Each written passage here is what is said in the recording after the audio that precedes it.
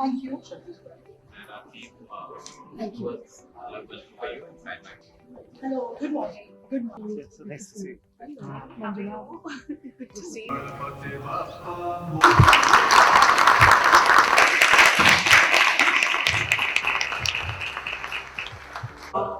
Nariman, the three lucky men, Mr. Lalit Singh, Mr. Jyoti Sagar and Mr. Rohit Kochar, who are in this hall full of high achieving women leaders. Fali, you're missing all the fun here.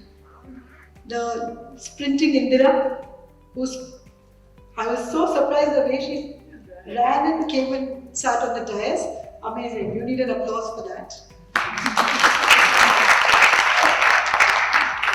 No, it's wonderful. All the beautiful and lovely ladies on the dais, off the dais, they're all friends and it's wonderful to see you all. A very good morning to all of you. I have a written speech today, but I'll add it with my anecdotes. Recently, I was watching an interesting Netflix series. It's a series called The Law According to Lydia Boyd, in which, in one episode, the translated version says, if God wanted you to be a lawyer, He would not have made you a woman. So it just struck me. I paused it, went back, heard it again. I was very shocked. We are talking about a country like Italy, a European country, where a woman like Lydia had to struggle so much to become a lawyer. So, this struggle is common across the world and not unique even in India.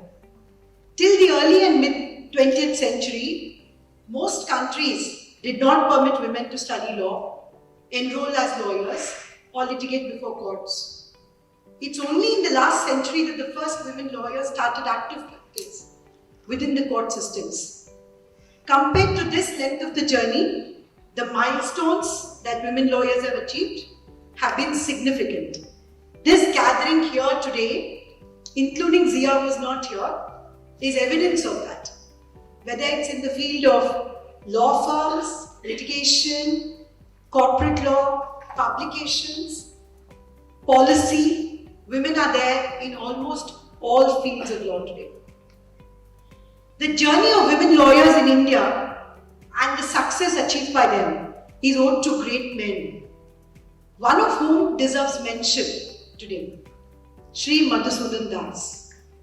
Fondly known as Madhu Babu, he played a significant role in the entry of women into the legal profession. It was due to his determination and desire to see his daughter, Sudhanshu Bala Hazra, practice as a lawyer that the Legal Practitioners Act was amended, thereby allowing women to enter the courts of law.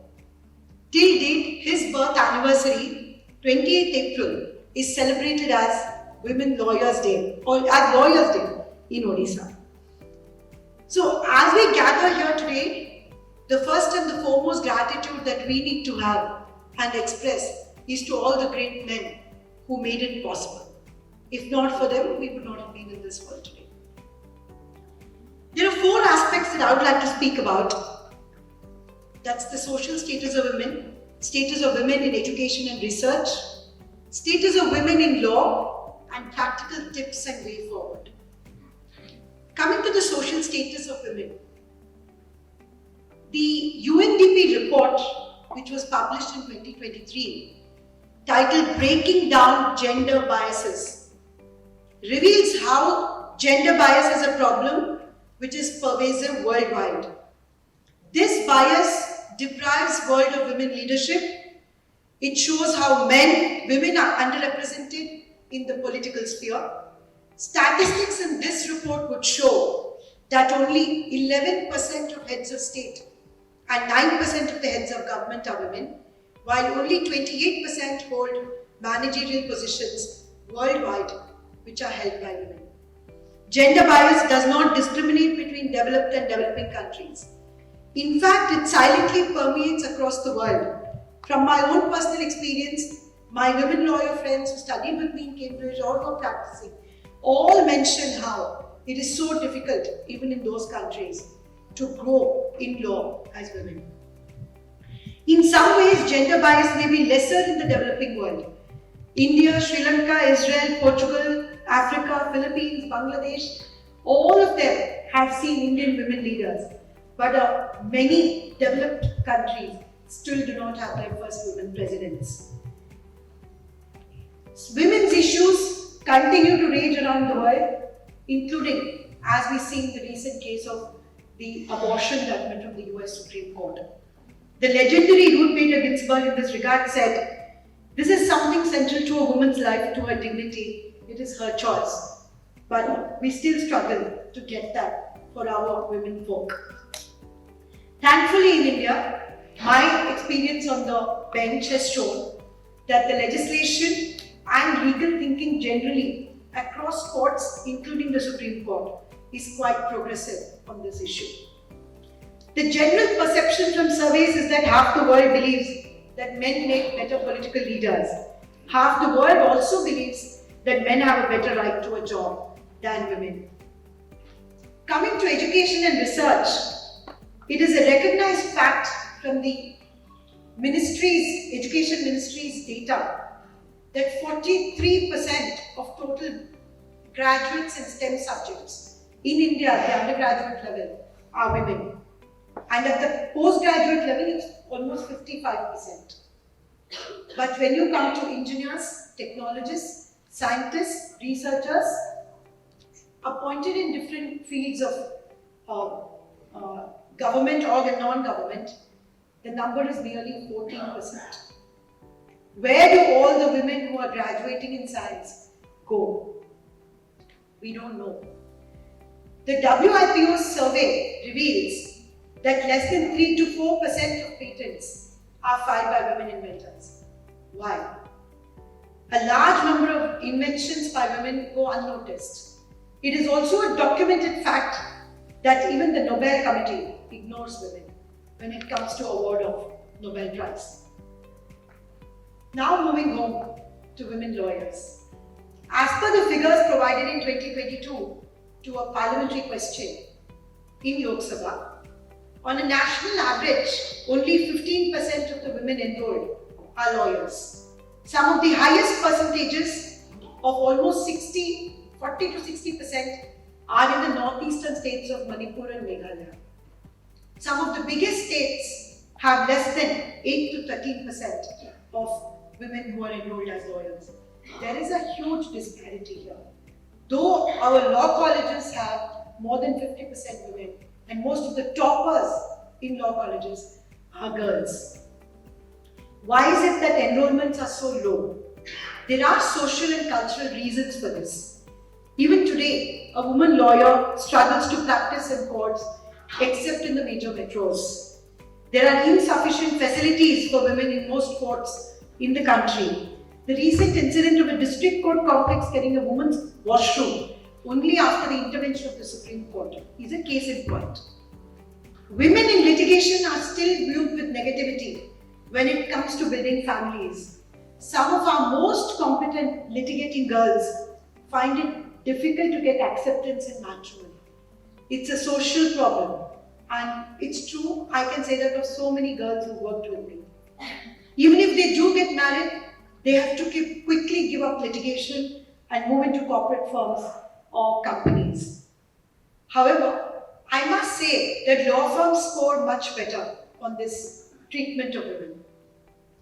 Though I do not possess statistics of percentage of women working in law firms, from my own experience I can confidently say that at the entry level, the numbers are very, very encouraging. They could almost be equal. I mean, Jyoti and Mr. Basi and Mr. Kocha will be having the better percentages on this. I have not witnessed discrimination in law firms between boys and girls at the recruitment level. Sometimes I feel that in law firms, women have an edge because they have such wonderful academic scores as well. However, as Zia said we need to have more women partners. There are many women, some are on this stage and are in the audience today. But we need to have more women partners. We need to make sure that the little difficulties that they face in their lives in the struggling years can be overcome with a little bit of more support.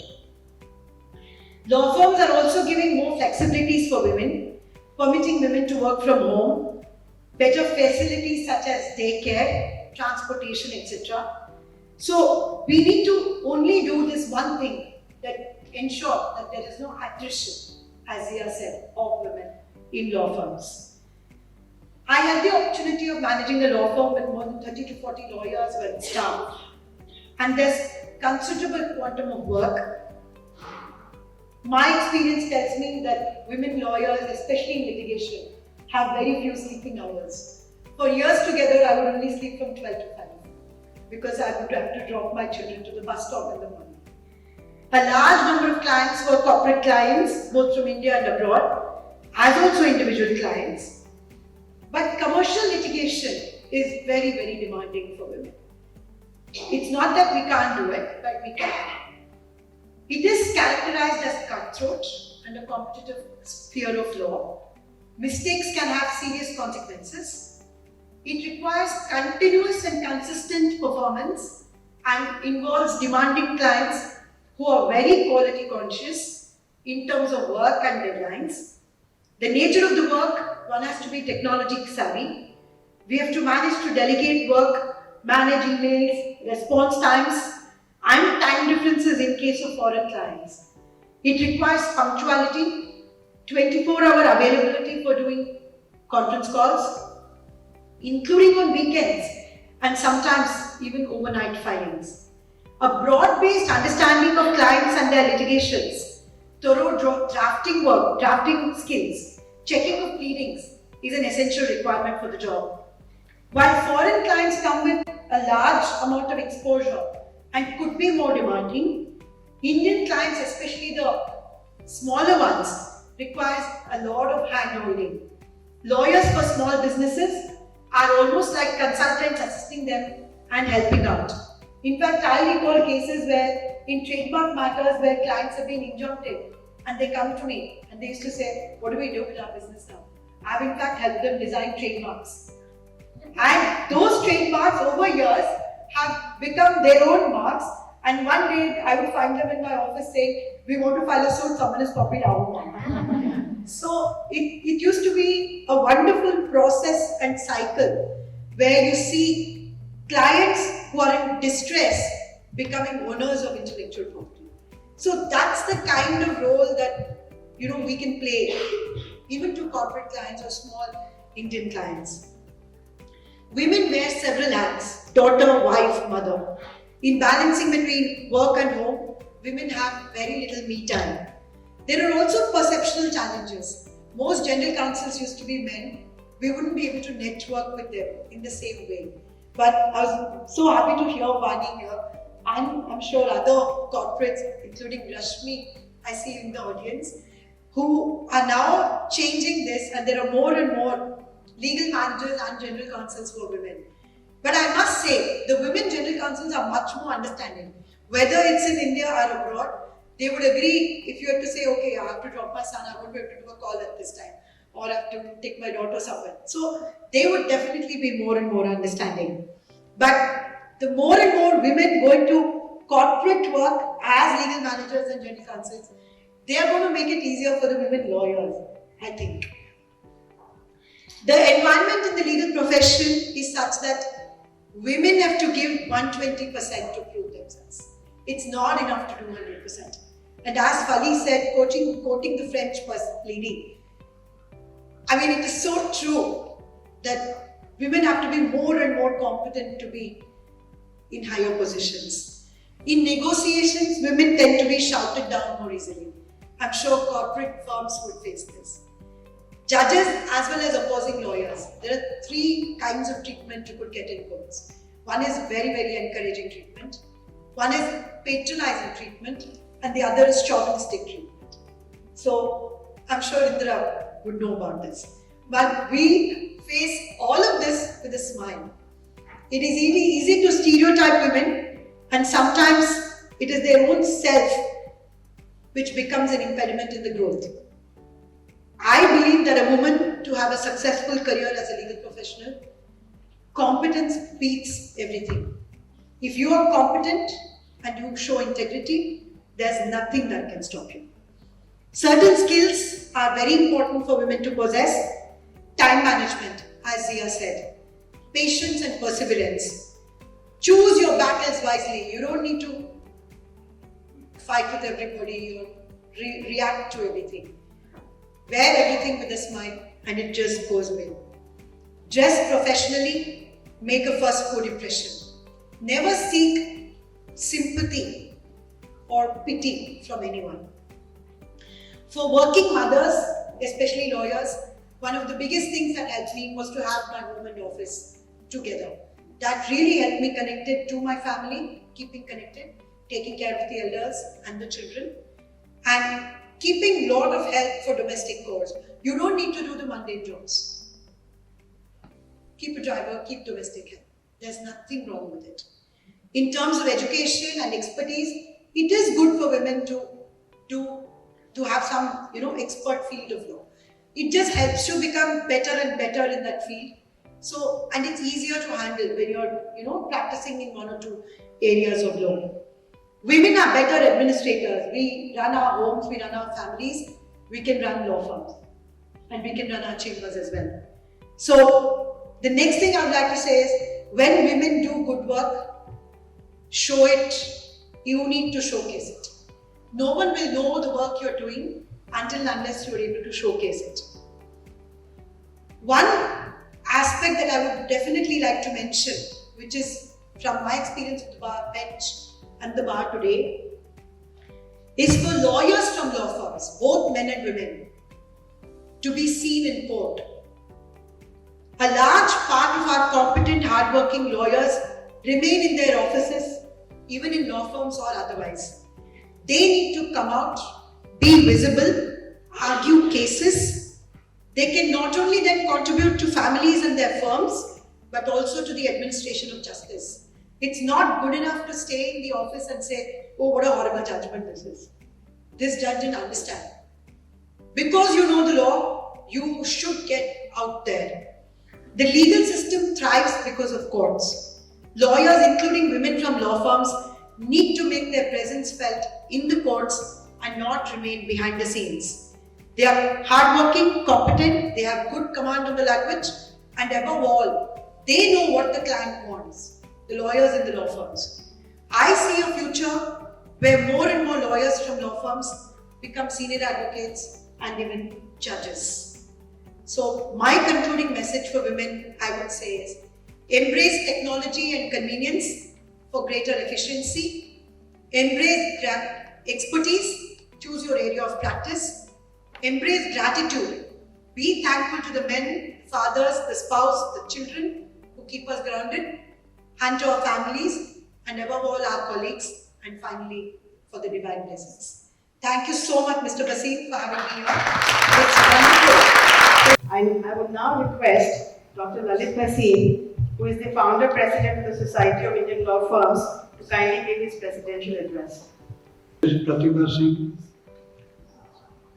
for gracing this occasion, but there was a reason why we requested Justice Prathiba Singh to inaugurate this Lady Lawyers Day, which we propose to institutionalize. Every year this will be celebrated as Lady Lawyers Day. Why we requested Honorable Justice Prathiba Singh was she is possibly subject to correction, the only lady who was a part of a law firm, then headed the law firm, then of course elevated as a senior advocate, and then elevated as a judge of the High Court.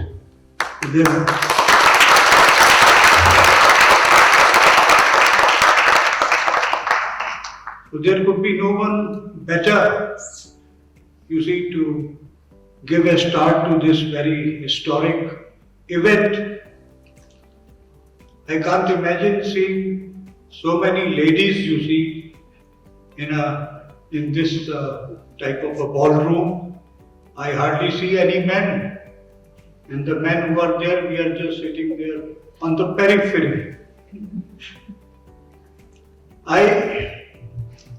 The subject of discussion today, which will follow this, do women need empowerment? As Rohit also said that, Mr. Nariman also said that. Two views are possible. Women do not need empowerment. They are empowered. Other view is they do need empowerment. And I was really shocked, and I would like the ladies to consider during the panel discussion. When I read only 3-4 days ago in a newspaper, and this shocked me, shocked my conscience, shocked everything, you see.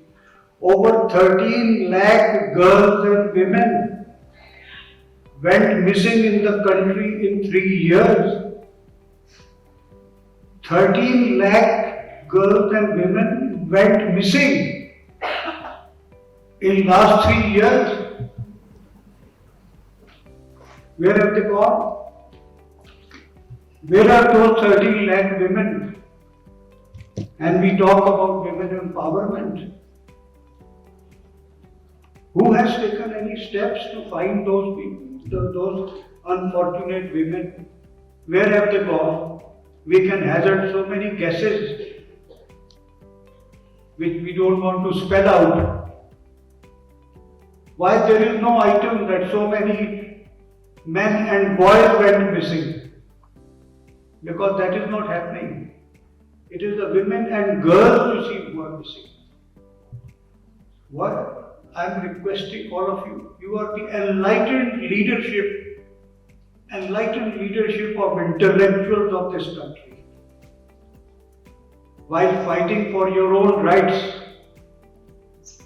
as lady lawyers, which you must do, because the right is never given, it is taken. So fight for that right, but while fighting for those rights, you must also fight for those who go on missing, whether they are women or girls. Where have they gone? 13 lakh women. This really shocked me beyond expression, and I thought that I must share with you. I go to the law colleges all over the country, almost 2 law colleges every day, every month. What I found as a pleasant experience was majority of students are girl students. Is that majority of girl students reflected in our law practice, whether as lawyers or as corporate counsel, or much less in judiciary? Where does that number, you see, which exceeds the male, is there any stagnation there? Why can't they rise up the ladder to become, you see, the senior partners, managing partners? We have few of them, but they are very few, you can count them. And many, much less, you see, to the judiciary and higher judiciary. For being the intellectual leadership of this country, and essentially for not only just women, for everyone, I think there is a big responsibility on this ladies group which we have constituted to take up these issues and fight for your rights in a legitimate legal manner. I am happy that with the help of my friends like Jyoti Sagar, Rohit, erstwhile colleague Rajiv, Luthra, we had taken this decision to form this group, and I approached Zia you see, to head this group, and Sri very kindly and graciously agreed to do that. As I said, we are going to institutionalize this, and our next step will also be to create another group of young persons, young person group, where of course we'll have the male membership also and the female membership of the young and emerging lawyers who also need openings, you see, whether in the legal profession or in the judiciary or in any sphere of the country. They have the potential to rise, to the topmost positions in the country. Our profession has shown that. So, these opportunities, the Society of Indian Law Firms is committed to provide to those who are members of our profession and emerging members of the profession. And I'm very grateful to our Honorable Chief Guest, Justice Prathiba Singh, and all the worthy panelists here who are going to have a very meaningful, fruitful discussion today on Do Women Need Empowerment, which will be followed later. So, thank you very much, Your Ladyship, for your presence.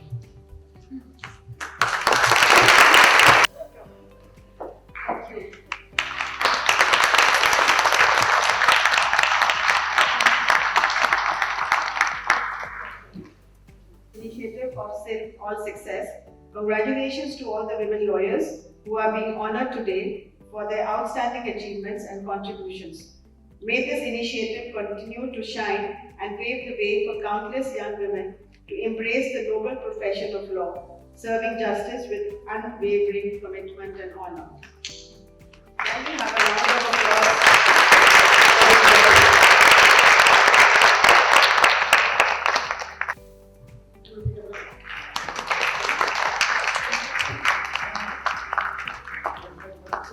Join him.